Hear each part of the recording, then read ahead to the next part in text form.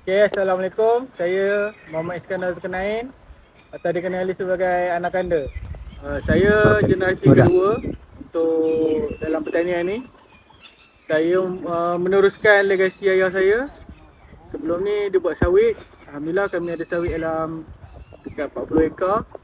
Dan seterusnya kami akan meneruskan ternakan lembu secara integrasi. Sebab apa saya nak masuk dalam pertandingan ikon pertanian moden ni? Sebab saya satu ni ternak lembu dan saya menggunakan media sosial seperti Instagram, TikTok dan insyaAllah YouTube channel tu saya buat, tapi insyaAllah saya akan teruskan lah. Jadi saya harap dengan adanya benda ni, jika saya terpilih dalam top 3 atau top 10, saya akan lagi semangat lah untuk meneruskan. Boleh tengok kat sini saya ada dekat 60 ekor. 60 ekor ada baka KK Cross, ada Rahman, ada Limousine.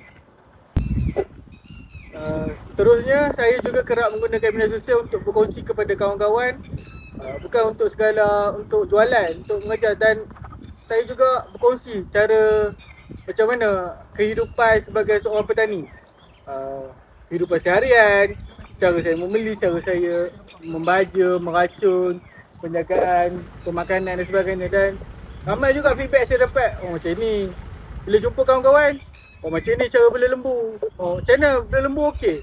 Jadi saya nampak secara teknologinya bukan semestinya perlu ada teknologi yang besar dan mahal, tapi dengan sekecil-kecil di hujung jari yang ada di tangan saya dapat menggunakan teknologi ni yang dengan secukupnya lah dan secara efisien. Sebab tu saya rasa saya cuba, insyaAllah kalau ada rezeki saya, dengan saya menyertai ini, saya cuba aplikasikan dan memberitahu macam mana saya menggunakan teknologi pada zaman kini.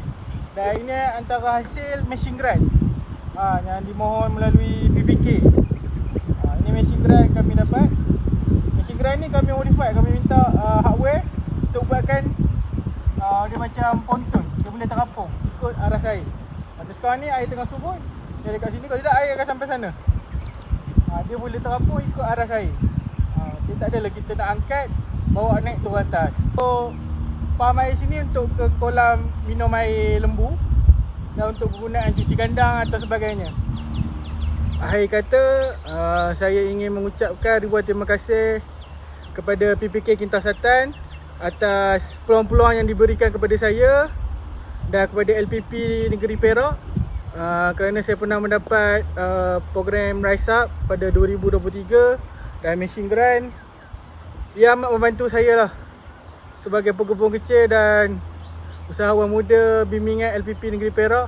Amat membantu dengan program-program kursus dan pendedahan kepada saya yang baru dan muda yang mahu menjinak dalam pertanian dan peternakan. Terima kasih.